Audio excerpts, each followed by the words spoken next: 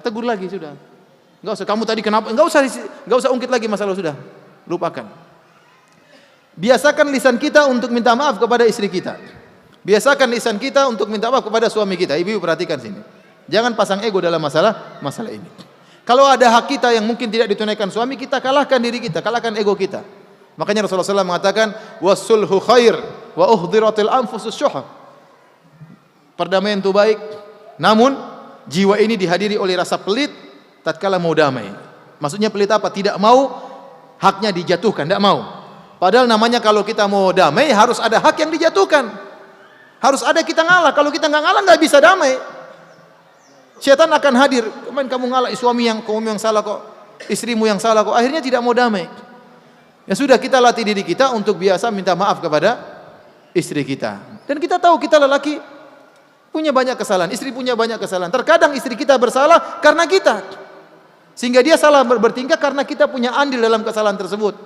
Makanya saya sering sampaikan juga dalam pengajian saya, kalau ada masalah keluarga, jangan kita lemparkan seluruh kesalahan kita kepada suami kita, atau jangan kita lemparkan seluruh kesalahan kita kepada istri kita. Yakinlah bahwasanya adanya kesalahan itu, kita punya andil juga dalam kesalahan tersebut. Mungkin istri kita misalnya tahu-tahu punya pacar lagi, hubungan sama laki-laki lain. Jangan langsung kita salahkan dia. Mungkin kita jarang telepon dia, mungkin kita jarang WA dia, mungkin kita jarang mesrain dia, maka dia kemudian timbul kesalahan. Memang dia yang salah akhirnya, tapi kita punya andil dalam kesalahan tersebut. Ya, dalam hal apapun seperti itu. Ya. Mungkin istri kita ngajak berhubungan dia nggak mau. Kenapa? Nggak pernah dibeliin emas, nggak pernah diajak jalan-jalan, mintanya ke kamar tempat tidur terus ya. Ya. Ternyata kesalahan dia, kita punya andil dalam kesalahan tersebut. Maka yang terbaik adalah yang mulai memberi salam. Ya. Jadi kalau ada masalah keluarga, ya, maka kalau ada celah untuk bisa selesai, jangan diperpanjang. Contoh sederhana, ada sebagian lelaki lisannya tidak mampu untuk mengatakan istriku saya minta maaf, padahal dia yang salah. Setelah ribut 1 jam 2 jam, tahu-tahu di tengah, setelah itu dia berubah pikiran, dia tahu dia salah, dia sadar, kemudian dia WA istrinya, sayang, ganti bajumu, kita makan di gudeg. Nah, berarti sebenarnya dia bilang saya minta maaf. Cuma dia nggak berani bilang, nggak bisa bilang apa saya minta maaf. Dia ngajak makan gudeg itu berarti dia minta maaf. Misalnya ribut antara suami istri, tahu-tahu istrinya setelah 2 jam datang, kemudian dia pijit-pijit suaminya, jangan dia tendang kakinya. Biarin pijit naik ke atas. Dia biarkan bikinkan gorengkan apa, pisang goreng, nasi goreng ya, kemudian dia mas makan. Itu berarti saya minta maaf mas. Karena sebagian wanita tadi saya katakan tidak ada kamus dalam kamusnya minta maaf. Itu tidak benar sebenarnya. Seorang harus melatih diri untuk mengakui apa kesalahan. Seorang melatih diri harus minta maaf. Dan saya katakan tadi inilah ciri penghuni wanita surga adalah al-aud ala zaujiha, senantiasa kembali kepada suaminya. Kalau ada masalah segera minta maaf kepada suaminya. Kemudian para hadirin dan hadirat yang dirahmati Allah Subhanahu wa taala, di antara hak suami adalah sang istri siap melayani suaminya kapanpun, ya, siang atau malam. Ya, kata Allah Subhanahu wa taala, nisa'ukum harthul lakum fa'tu harthakum anna syi'tum. Allah Subhanahu wa taala, para wanita adalah sawah ladang milik kalian, fa'tu harthakum anna syi'tum, maka datangilah sawah ladang kalian anna syi'tum. Anna syi'tum itu ada 2 tafsiran. Kaifa syi'tum wa mata syi'tum. Bagaimanapun kau mendatangi istrimu, dengan mohon maaf, dengan model apapun, dengan gaya apapun, terserah, bebas. Yang kedua, mata syi'tum, kapan saja, fi ayyi waqtin minal lail aw nahar, mau malam hari mau siang hari, bebas. Itu hak suami. Mendatangi istrinya jam 2:30 siang, mendatangi istrinya jam 2:30 malam, mendatangi istrinya jam 1:20 terserah. Itu hak suami. Maka istri harus mengerti akan hal ini. Kapan suaminya berhasrat ingin mendatangi istrinya, maka istrinya berusaha untuk menyambut. Ya, berusaha untuk apa? Menyambut. Makanya Rasulullah SAW bersabda, idza da'a ar-rajulu imra'atahu ila firashihi fa'abat fabata ghadban la'anathal malaikatu tusbih. Kalau seorang laki mengajak istrinya untuk digauli, kemudian istrinya enggan, akhirnya sang suami tidur dalam kondisi marah, maka malaikat akan melaknatnya sampai pagi hari. Ya, ini bahaya, ini berarti dosa besar. Dalam riwayat yang lain, illa kana alladzi fis sama' sakhitan 'alaiha. Kecuali yang di langit, yaitu Allah Subhanahu wa taala, murka kepada wanita ini. Kenapa para ikhwan? Di antara tujuan utama pernikahan adalah menundukkan pandangan suami dan untuk menjaga kemaluan suami. Kata Nabi sallallahu alaihi wasallam, "Tazawwaj ya ma'syara syabab, tazawwaju." Menikahlah wahai para pemuda, ya. Kenapa? Fa innahu aghaddu lil basar wa ahsanu lil farj. Lebih menundukkan pandangan, lebih menjaga kemaluan. Man istata'a minkum ba'ah falyatazawwaj. Barang siapa yang mampu maka menikahlah. Jadi tujuan utama lelaki menikah adalah menundukkan pandangan, menjaga kemaluan. Kalau ternyata ini tidak dia dapatkan dalam pernikahan, bahkan ini hak yang paling utama setelah ketaatan. Hak paling utama adalah hak berhubungan di ranjang. Ini hak paling utama setelah ketaatan kepada suami. Ya. Sampai-sampai dalam menekankan hak ini, maka Nabi tadi mengatakan, kalau istrinya enggan, dilaknat oleh malaikat. Allah murka. Bahkan kata Nabi sallallahu alaihi wasallam, "Wa in kanat ala qatab." Kalau sang istri sudah berada di atas pelana ontanya, tahu-tahu suaminya minta istrinya untuk turun melayaninya, maka istrinya harus turun. Ya. Wa in kanat ala tanur, kata Nabi, meskipun sang istri sedang bakar roti, sedang masak, tahu-tahu suaminya kepingin, rotinya ditinggal, layani suami. Meskipun rotinya terbakar mubazir, kata para ulama, enggak ada masalah. Lebih bahaya yang ini kalau tidak dipenuhi. Jadi kalau ibu lagi masak sayur asam, suaminya kepingin, sudah layani suami. Matikan kompor dulu baru layani suami. Ya. Kenapa? Menunjukkan saking wajibnya hal ini. Nabi SAW berkata dalam hadis, kalau ada seorang lelaki kemudian melihat seorang wanita, kemudian ada sesuatu, maka segera pergi pulang ke rumah istrinya. Sungguhnya dia akan mendapati apa yang terbetik dalam hatinya tadi. Segera dia bisa lampiaskan syahwatnya. Itu Nabi katakan di zaman Nabi SAW. Yang wanita-wanita masih banyak menjaga auratnya, masih banyak tertutup auratnya. Apalagi zaman now. Seorang keluar dia lihat macam-macam, ya. Bunga-bunga bertaburan. Dari bunga melati sampai bunga matahari. Berwarna-warni. Ada yang bening, ada yang putih, ada yang coklat, ada yang hitam, macam-macam bunganya. Ya. Apalagi seorang kerja di kantor, sampai di kantor ketemu dengan teman-teman kerjanya teman perempuan. Apa ada teman perempuan kerja di kantor tidak berhias? Semua wanita kalau kerja di kantor pasti berhias di depan cermin setengah jam baru dia pergi ke kantor. Nah, suami kita bertemu dengan wanita seperti itu. Begitu pulang suami istrinya tidak mau melayani. Mungkin suaminya lagi jalan ketemu-temu lihat cewek terpengaruh, dia pulang ke rumah, ya sudah layani. Mas, kenapa? Kenapa pulang? Ya, hadis Nabi suruh pulang. Sampai dipulang diomelin. Jadi ini sangat penting, terutama di zaman now sekarang ini. Ya. Hasrat seorang laki bisa timbul kapan saja. Ya. Dengan melihat yang tidak dia ingin lihat, tahu-tahu terlihat. Seorang buka HP saja bisa melihat macam-macam. Mau lihat berita saja, pembawa beritanya cantik seksinya luar biasa. Ya. Saya jadi mau lihat berita-berita mudik yang bawa berita cantik-cantik. Waduh, repot. Gimana terus? Tidak tertarik sama istri? Ya, ada yang halal. Allah menyuruh kita untuk mencari ya pelampiasan yang halal. Ya. Oleh karena ibu yang dirahmati Allah Subhanahu Wa Taala, ya perhatikan hal ini. Ya. Kalau ibu-ibu ternyata berhias, memperhatikan penampilan, memperhatikan kamar tidur supaya rapi, supaya suami senang, maka pahalanya besar insya Allah.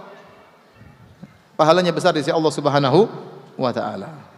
Tapi bayangkan suami pulang dari kantor baru melihat banyak bidadari di kantor, pulang ke rumah istrinya belum mandi, ya, masih belepotan, ya, masih bau apek, masih bau ngompol, masih bau bawang, ya, belum sikat gigi, ya, rambut acak-acakan, ya, waduh kasihan. Itu suami yang menderita, kasihan. Sabda Nabi SAW, waktu Rasulullah SAW ditanya tentang wanita terbaik, kata Rasulullah SAW, allati tuti'u zawjaha, wanita yang taat kepada suaminya, idza amar, kalau diperintahkan taat kepada suaminya, wa tasurruhu idza nazar, kalau dilihat menyenangkan hati. Ini wanita terbaik. Ibu-ibu terapkan hadis ini. Suami kalau lihat ibu-ibu senyum, itu berarti ibu-ibu wanita terbaik. Tapi kalau dilihat sepet ya, ini berarti ada apa-apa, harus diperbaiki. Lihat bagaimana suami kalau lihat ibu-ibu senyum. Kenapa senyum-senyum? Nah, itu berarti itu wanita yang terbaik, kata Nabi sallallahu alaihi wasallam. Ini dalil bahwasanya semuanya diperhatikan. Akhlak diperhatikan, penampilan juga diperhatikan. Akhlak baik, tapi kalau penampilan enggak baik, suami senang enggak ngelihatnya? Enggak senang ngelihatnya. Ya. Mata sakit melihatnya. Ya. Tapi badan tubuh cantik, mantap badannya, tapi akhlak juga buruk, sama, ngelihatnya juga enggak enak. Ngelihatnya juga enggak enak, menjengkelkan. Maka seorang wanita berusaha ya meraih hati suaminya. Tapi kita lanjutkan. Di antara hak suami yaitu sang istri tidak boleh menceritakan wanita lain kepada suaminya, tidak boleh. Dalam hadis kata Nabi sallallahu alaihi wasallam, la tubashirul mar'atul mar'ata fatan'atuha li zawjiha ka'annahu yanzuru ilaiha. Tidak boleh seorang wanita ketemu dengan wanita lain kemudian dia cerita kepada suaminya seakan-akan suaminya melihat wanita tersebut. Contoh, dia ketemu sama wanita lain. Mas, itu istrinya itu cantik banget loh, Mas. Hidungnya Masya Allah, mancungnya, Mas. Ya. Tajamnya, lancipnya hidungnya, ya. Suaminya jadi menghayal. Ini enggak boleh. Enggak boleh. Itu kayak Arab mukanya loh, Mas. Jadi suaminya penasaran, ya, enggak boleh. Bayangkan, Nabi saja melarang seorang wanita untuk mensifati, hanya mensifati kepada suaminya wanita lain, enggak boleh.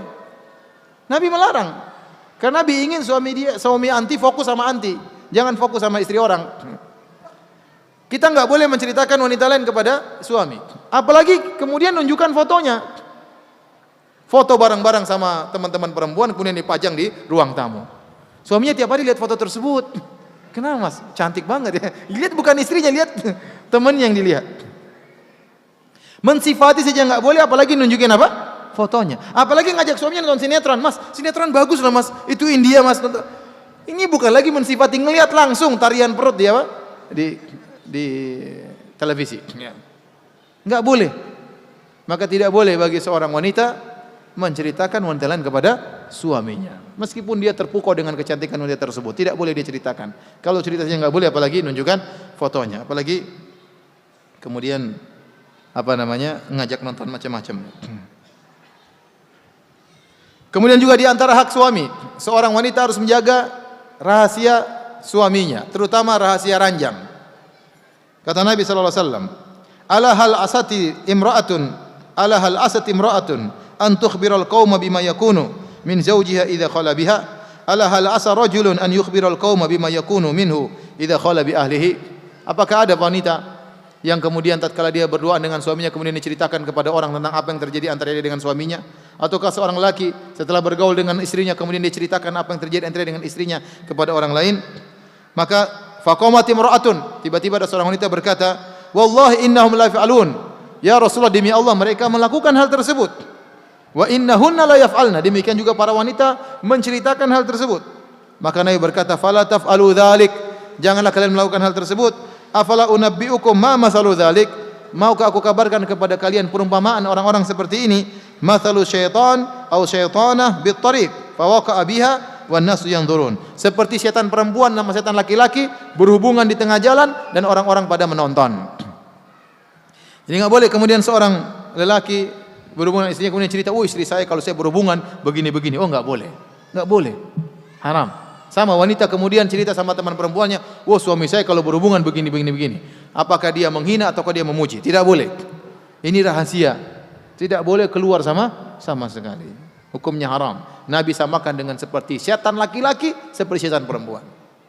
Kalau seorang wanita cerita tentang suaminya berhubungan di ranjang, ini wanita ini seperti setan perempuan. Kalau seorang laki bercerita tentang hubungan dia dengan suaminya, dengan istrinya di ranjang, dia banggakan mungkin istrinya begini-begini kalau di mana di ranjang begini-begini. Nah, ini sama, dia setan laki-laki. Dia setan laki-laki. Nabi mensifati dia dengan setan laki-laki. Kemudian di antara hak suami yang harus ditunaikan, tidak boleh seorang istri memasukkan ke rumahnya siapapun yang tidak disukai oleh suaminya. Kata Nabi sallallahu alaihi wasallam, "Lakum alaihinna alla yuti'na furushakum ahadan takrahunahu." Di antara hak kalian wahai para suami, tidak boleh seorang istri menerima tamu yang tamu tersebut tidak disukai oleh suaminya, tidak boleh sama sekali. Ada khilaf di kalangan para ulama, apakah termasuk kedua orang tua istri atau tidak. Mazhab Hanafiyah mengatakan kecuali kedua orang tua sang istri, kalau datang ke rumah tidak boleh diusir, harus diterima. Mazhab Syafi'iyah mengatakan umum, bahkan mencakup kedua orang tuanya. Kalau suaminya tidak izinkan kedua orang tuanya masuk ke rumahnya, tidak boleh diterima. Kalau dia mau, dia pergi ke rumah orang tuanya. Ini ada khilaf di kalangan para ulama. Mazhab Syafi'iyah mengatakan bahkan kedua orang tuanya. Makanya ini menunjukkan perkara yang sangat penting. Kalau suami mengatakan, wahai ummu fulan, wahai istriku, jangan kau terima tamu si fulana. Abi enggak suka kamu terima berteman dengan wanita tersebut. Tidak boleh wanita tersebut masuk dalam rumah kita. Karena terkadang suami dengar kabar itu wanita ya mulutnya ember, kalau kemana-mana suka gibah, suka namimah, suka ceritain kejelekan orang, suka begini, suka gini, atau itu wanita itu suka ngutang-ngutang pinjam duit enggak balik-balik misalnya. Enggak bayar-bayar, terus dia ingatkan istrinya, istriku kamu jangan terima. Kalau dia bertamu enggak usah bukakan pintu. Maka wajib bagi istri tidak boleh bukakan pintu. Jangankan teman, bahkan kerabat, kakakmu kalau ke rumah jangan bukakan pintu. Enggak boleh. Itu rumah-rumah suaminya. Memang benar dia sediakan rumah tersebut buat istrinya, tapi secara kepemilikan milik suaminya. Dan dia punya hak. Tidak boleh seorang pakai rumah tersebut. Maka ingat, wanita tidak boleh menerima tamu yang tidak disukai oleh suaminya. Ini di antara hak suami. Di antara hak suami. Apalagi kalau sekedar tetangga masuk rumah, enggak boleh. Ya. Kecuali kalau suaminya ridho. Kalau enggak boleh. Hak berikutnya, dan ini juga penting. Perhatikan ibu-ibu. Di antara sifat-sifat wanita yang mulia, kata Nabi sallallahu alaihi wasallam, wa tahfazuhu fi nafsiha wa malihi, yaitu dia menjaga harta suaminya. Dia menjaga harta suaminya. Tidak boleh dia gunakan harta suaminya kecuali dengan izinnya. Dan saya katakan di antara sifat-sifat lelaki Indonesia yang baik, saya enggak tahu itu baik atau bahlul, saya enggak tahu ya. Tapi banyak orang Indonesia ya, kalau dia punya uang, dia serahkan semua kepada istrinya. Istrinya yang pegang. Ini banyak orang Indonesia seperti itu. Banyak atau tidak? Banyak atau tidak, bapak-bapak? Coba saya ingin tahu, jujur saja, enggak usah saling melihat. Siapa bapak-bapak yang istrinya yang pegang uangnya, yang pegang istrinya? Angkat tangan coba. Enggak usah malu-malu. Malu orang, pertanyaan sebaliknya. Siapa bapak-bapak yang uangnya dia pegang sendiri, tidak dipegang oleh istrinya? Coba angkat tangan. Cuma sedikit. Saya ulangi pertanyaannya. Siapa bapak-bapak yang uangnya dia pegang sendiri, tidak dipegang oleh istrinya? Angkat tangan. Enggak ada 5%. Sisanya mana coba? Siapa bapak-bapak yang uangnya dipegang istrinya? Angkat tangan. Jujur. Sisanya, Ustaz. Hah? Sisanya. Enggak usah ngaco. Kalau saya di Arab, tidak ada namanya wanita pegang uang suami, enggak ada. Teman-teman saya semua dia yang pegang uangnya sendiri. Yang penting istrinya dikasih makan, kasih pembantu, kasih apa lagi? Supir, ya, belikan emas, sudah selesai. Makanya mereka mudah poligami. Ya. Nah kalau antum mau uang semua sama istri, poligami bagaimana caranya? Ya. Mau bikin proposal, sayang, saya mau poligami, tolong keluarkan cek, ya nggak bisa. Ini makanya saya katakan kepada ibu-ibu, ibu harusnya bersyukur. Banyak suami di Indonesia, saking baiknya atau saking bahlulnya saya nggak tahu ya, menyerahkan semua uangnya kepada istrinya. Dan saya rasa itu karena kebaikan. Karena dia tahu istrinya baik, pandai mengatur uang, ya, maka dia serahkan uangnya kepada istrinya. Maka tatkala suami anti sudah mengamanahkan kepada anti hartanya, maka harus dijaga baik-baik. Di antara ciri-ciri wanita soleha penghuni surga, dia menjaga harta suaminya. Tidak boleh dia gunakan pada perkara-perkara yang tidak bermanfaat. Tidak boleh dia membeli barang kecuali dengan izin suaminya. Ingat itu harta suaminya. Ingat itu harta suaminya. Jangankan masalah beli barang, beli ini, beli anu. Sedekah saja harus minta izin suaminya. Sedekah saja harus minta izin suaminya. Oleh karenanya para ulama menjelaskan ya, tidak boleh seorang istri memberi sedekah dari harta suaminya kecuali dengan izin apa? Suaminya. Kemudian dia kirim duit kepada kakaknya, kepada adiknya, kepada ibunya tanpa pengetahuan suaminya, haram hukumnya, enggak boleh. Dia minta izin sama suaminya. Mas, ibu saya lagi sakit, Mas, gimana kalau kita bantu ibu? Oh, silakan. Kalau dia ternyata kirim uang kepada ibunya setelah izin suaminya, dua-duanya dapat pahala. Suaminya dapat pahala sedekah, istrinya juga dapat pahala sedekah. Ya. Kata para ulama, tanpa mengurangi pahala masing-masing. Maka istri yang baik memotivasi suaminya untuk apa? Bersedekah. Ya. Tapi kalau seandainya dia memberi bantuan, ya, tanpa izin suaminya, dia bantu kakaknya, dia bantu adiknya, tanpa izin suaminya, suaminya dapat pahala, dia dapat dosa. Kenapa? Karena dia mengolah harta suaminya tanpa izin apa? Suaminya. Ini membantu kerabat saja demikian, apalagi kalau membantu orang lain. Oleh karenanya, tatkala seorang suami menyimpan harta kepada istrinya, maka istrinya harus pandai mengolah harta tersebut. Istri yang solehah, yang mengingatkan suaminya, Mas, ibumu belum kau kirim duit, Mas. Kirimkan duit buat ibumu. Mas, kakakmu tolong perhatikan adikmu, bantu kakak dan adikmu. Sambung silaturahmi, dia ingatkan kepada suaminya. Sebagian istri yang brengsek, ya, semua harta suaminya dia serahkan kepada keluarga istrinya. Sehingga suaminya tidak bisa berbakti kepada orang tuanya. Suaminya tidak bisa berbakti kepada bapaknya, kepada ibunya. Suaminya tidak bisa menyambung silaturahmi. Semua hartanya dikuasai oleh istrinya, digunakan untuk keluarga istrinya. Dan ini kalau begini benar suaminya yang bahlul. Suaminya yang bahlul seperti itu. Sampai hartanya dia kuasai untuk keluarga istrinya. Enggak boleh. Kita bantu keluarga istri, keluarga kita lebih utama. Ayah ibu kita, kakak adik kita lebih utama untuk kita bantu daripada keluarga istri. Mohon maaf, saya katakan, keluarga kita lebih utama kita bantu daripada keluarga apa? Istri. Karena keluarga kita rahim. Keluarga istri cuma sekedar kerabat dari pernikahan. Tingkatannya berbeda. Pahalanya berbeda, kewajibannya berbeda. Maka seorang bertakwa kepada Allah, kalau dia meletakkan uangnya kepada istrinya, jangan sampai dia diajari pelit oleh istrinya. Jangan sampai akhirnya hartanya dikuasai hanya untuk keluarga istrinya. Akhirnya dia memutuskan silaturahmi, tidak berbakti kepada kedua orang tuanya. Tapi saya rasa ibu-ibu yang hadir, ibu-ibu yang solehah ya, insyaallah ya, meskipun ATM suami dia yang pegang ya, insyaallah dia bisa menggunakan dengan baik ya. Taib, hadirin hadirat yang Allah Subhanahu wa taala, ini kira-kira ya, sebagian hak-hak suami yang hendaknya ditunaikan oleh istri. Di akhir pengajian saya akan bacakan perkataan Syekh Sulaiman Ar-Ruhaili hafizahullahu taala tentang wanita zaman now. Wanita zaman now. Sebagian wanita zaman now.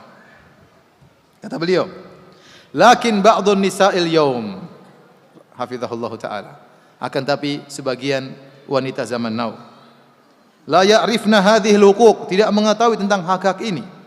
Fakasurat talaq, maka terjadi banyak perceraian, wa dharb, terjadi pemukulan, wa syiqaq, terjadi pertikaian. Asbahna al-yawma nasma'u an ba'dhin nisa allati ghafalat ihdahunna an riqatiha. Kita sampai sekarang kita mendengar di zaman sekarang ini sebagian wanita yang sudah kehilangan lemah lembutnya. Wa nasiyat sirra unuthatiha, dia telah lupa tentang rahasia kewanitaannya. Fatahawwalat ila jabbarin ghusyum, maka berubahlah dia menjadi seorang yang jabbar, yang keras kepala ya. Tatahakkamu fi zawjiha dhaif wa takharuhu, bahkan dia mengatur suaminya yang lemah, apalagi suaminya lemah dimanfaatkan, mentang-mentang orang Jogja. Itu bukan perkataan Syekh Sulaiman ya, saya yang ngomong. Mentang-mentang suaminya orang Jogja, lemah lembut, ngalah terus, senyum terus, dikerjain sama istrinya. Dikerjain sama istrinya ya. Dimarahin sama istrinya. Idza a'tatu syai'an min maliha mannat alaihi. Kalau istrinya sempat bantu suaminya, diungkit-ungkit terus. Saya kan yang bantu kamu. Kamu dulu miskin, kamu dulu gini, diungkit-ungkit terus. Kamu dulu enggak punya apa-apa, dulu punya pakai sepeda ngelamar saya. Diungkit-ungkit terus. Wa in talabat minhu syai'an fa ajaza anhu ayyaratu bil faqr wal ajaz. Kalau istrinya minta sesuatu, suaminya tidak mampu, diejek. Dasar miskin, dasar enggak punya, dasar kampung, dasar Jogja. Tashtumu wa ta'busu fi wajhi idza dakhal. Kalau suaminya masuk, maka dia maki suaminya. Wajahnya marah di hadapan suaminya. Muram wajahnya.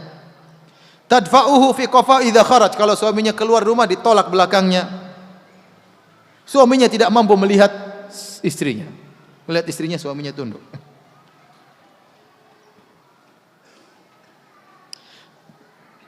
Banyak, tapi saya loncat-loncat aja, enggak enak.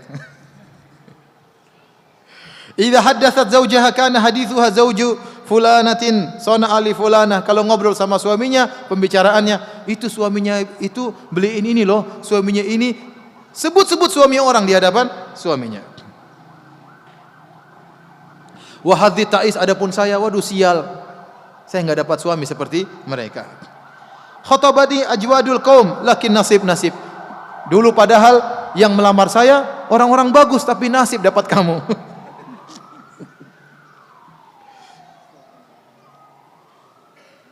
Idza baqiyat fi baiti ma'a zawjiha ra'at nafsaha sajina. Kalau dia tinggal sama suaminya di rumah, dia merasa dirinya terpenjara. Kita kok di rumah terus? Kayak di penjara aja. Subhanallah. Wa hajarat tiba wa zina. Tidak memakai minyak wangi di hadapan suaminya, tidak berhias di hadapan suaminya. Idza nadhara ilaiha zawjuha sa'ahu ma ra'a. Kalau suaminya lihat dia, enggak enak memandang istrinya, menjengkelkan. Sya'run mangkush, rambutnya tidak teratur, tidak rapi, semrawut. Wa thawbun lil awsakhi marshus, kemudian banyak kotoran di bajunya. In baqiyat fil baiti tawassakhat wa tabassalat. Kalau tinggal di rumah, maka bajunya kotor, bau bawang. Wa in kharajat tatayyabat wa tajammalat, tapi kalau keluar maka pakai minyak wangi dan berhias. Hadhil mar'atu ta'isa, inilah wanita yang celaka, wanita zaman now. Allati ja'alat khairaha linnas, yang dia menjadikan kebaikannya untuk orang lain, wa syarraha li zawjiha, adapun keburukannya dia berikan kepada suaminya. In kharajat ila suwaihabatiha kanat bashushatan hulwatal kalam, kalau ketemu dengan teman-teman perempuannya maka dia ngomongnya manis, ngomongnya indah. Athbatal majlis, ya, penghias majlis. La yamallu hadithuha, orang senang dengar perkataan dia kalau bicara menyenangkan. Ya. Wa in adat ila baitiha kanat asadan, tapi kalau pulang ke rumah istrinya ini jadilah seperti singa. In takallamat akhrajat naran, kalau ngomong keluar api dari mulutnya.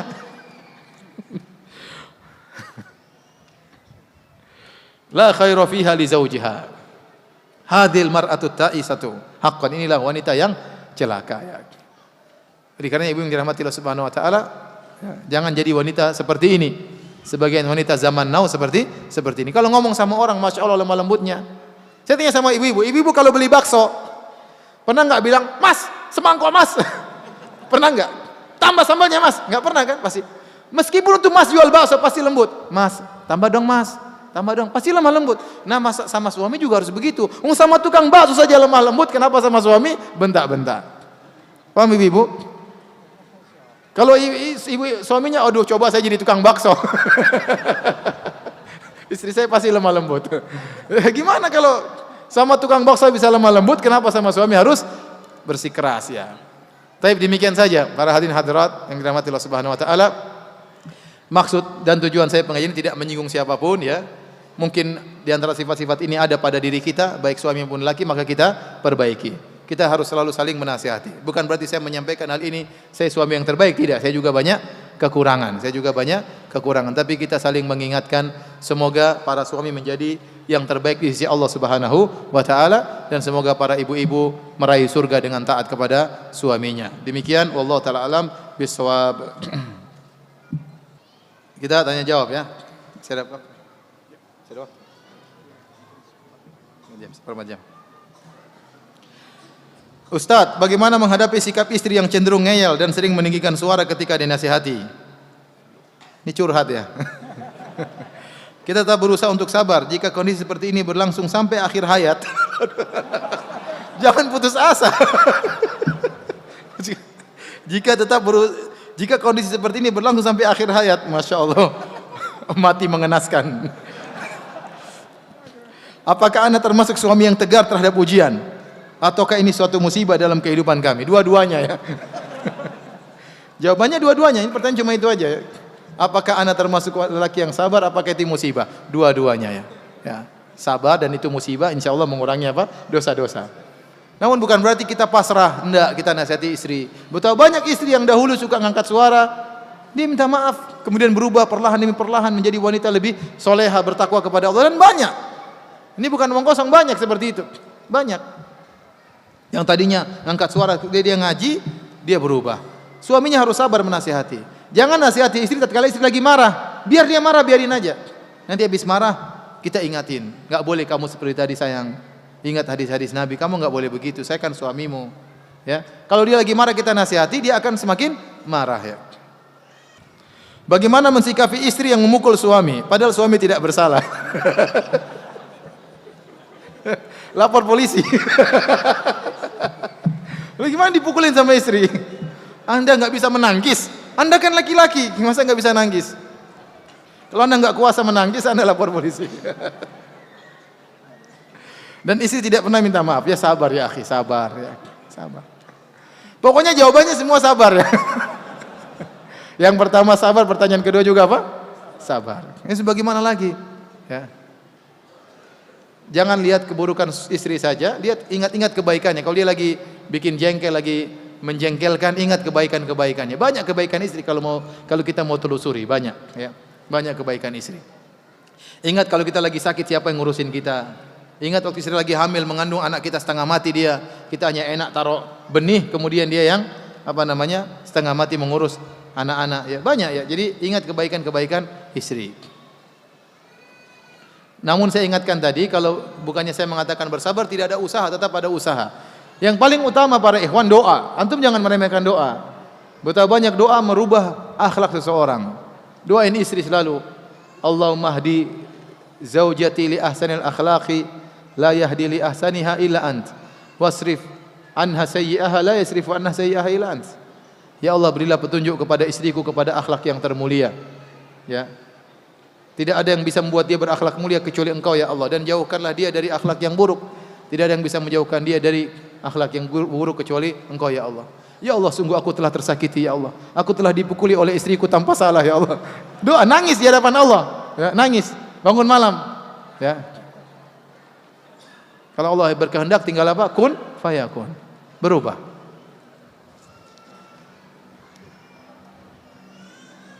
Bagaimana kalau istri dihukum, dibiarkan di tempat tidur sendiri dan dia tidak minta maaf? Saya hukumi dia, dia malah lebih seram. Itulah wanita zaman now. Ini masalah menghajar dengan memboikot istri tidak digauli. Itu bermanfaat kalau kita punya istri 2 atau 3. Tapi kalau ente punya istri cuma 1, namanya nasib. Susah. Ente begitukan dia, bisa jadi dia tambah menjadi-jadi. Ya. Emang gue pikirin katanya. Ente cuekin gak digauli, ente yang tersiksa. Karena cuma 1 pilihannya. Tapi kalau anda punya istri 2 atau 3, itu sangat mempengaruhi. Ya, ya, sangat mempengaruhi. Ya, jadi menghajar itu memboikot, ya cara begini gak berhasil, cara yang lain gak berhasil. Ya, cara cari yang lain. Gimana caranya supaya dia merasa bersalah?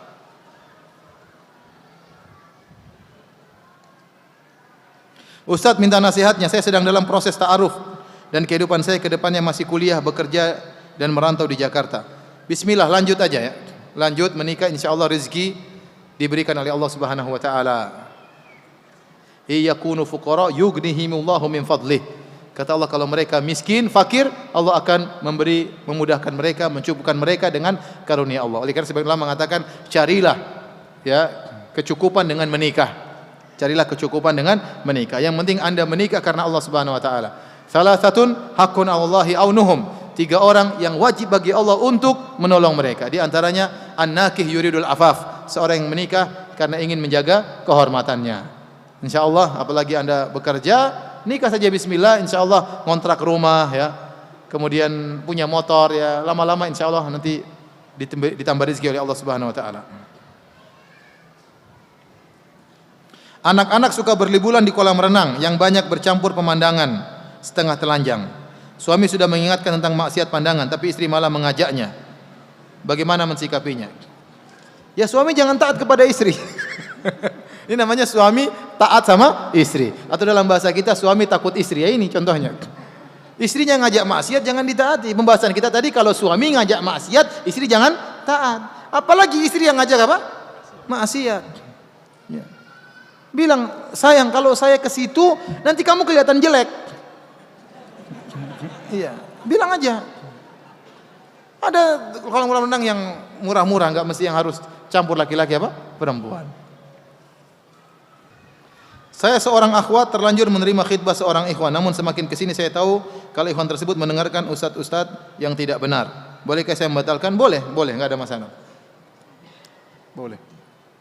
Kata Nabi SAW, "Idza ja'akum man tardawna dinahu wa khuluquhu."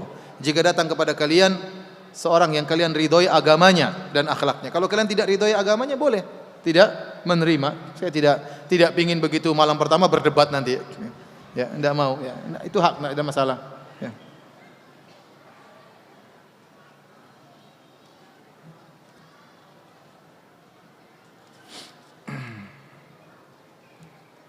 Ustadz, jurus ampuh, bagaimana jurus ampuh menghilangkan sakit hati terhadap kata-kata suami? Apakah sang suami untuk menjaga wibawanya harus selalu merasa benar meskipun salah? Ya tentu enggak. Justru kalau selalu merasa benar terus tersebut, maka selalu merasa benar terus berarti wibawanya jatuh ya. Sabar ibu-ibu kalau suami ngomong-ngomong kata-kata kasar, sabar. Nangis sajalah, menangis kepada Allah Subhanahu wa taala. Setelah itu nasihati suami. Mas, saya enggak bisa dengar seperti itu. Jangan nasihati lagi suami lagi marah. Nanti suami lagi tenang sambil dijepit-jepit ngomong, "Mas, kemarin perkataanmu benar-benar merobek-robek hatiku. Hampir jantungku robek juga, Mas." Sampaikan baik-baik. Saya rasa suami yang baik insya Allah dia mendengar isi hati istrinya.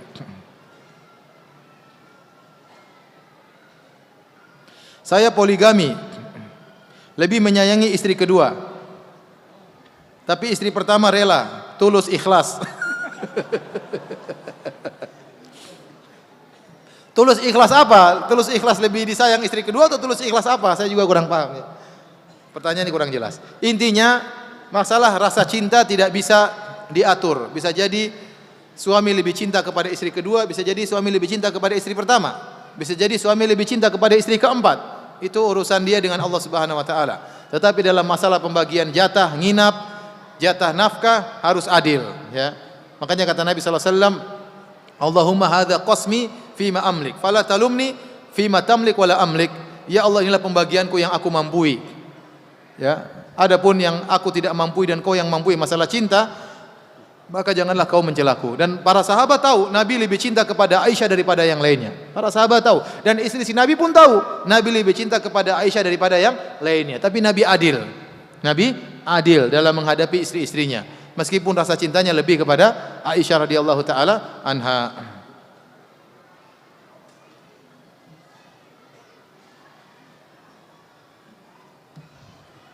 Hukum mantan istri yang masih meminta hak dan kewajiban nafkah seperti nyicil mobil, nyicil rumah kepada mantan suami. Kalau sudah jadi mantan tidak kewajiban lagi untuk apa? Menafkahi. Dia hanya menafkahi kalau dicerai, talak pertama atau talak kedua masih di masa iddah harus dinafkahi. Tapi kalau masa iddah sudah selesai, sudah terputus hubungan istri. Istri kalau seorang laki mencerai istrinya talak satu di masa iddah, tahu-tahu suaminya meninggal, sang istri masih dapat warisan karena statusnya masih apa? Istri. Tapi kalau masa iddah sudah selesai, tidak dapat warisan dan juga tidak berhak untuk dinafkahi.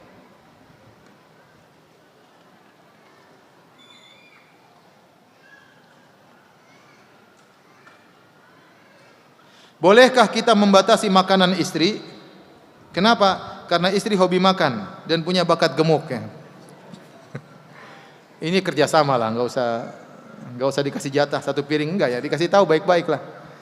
Kerjasama sama istri, sayang saya pengen jatah makananmu karena kamu punya bakat gemuk. Ya setuju ya, ya sudah kalau sudah setuju ya sudah kasih jatah, nggak ada masalah ya.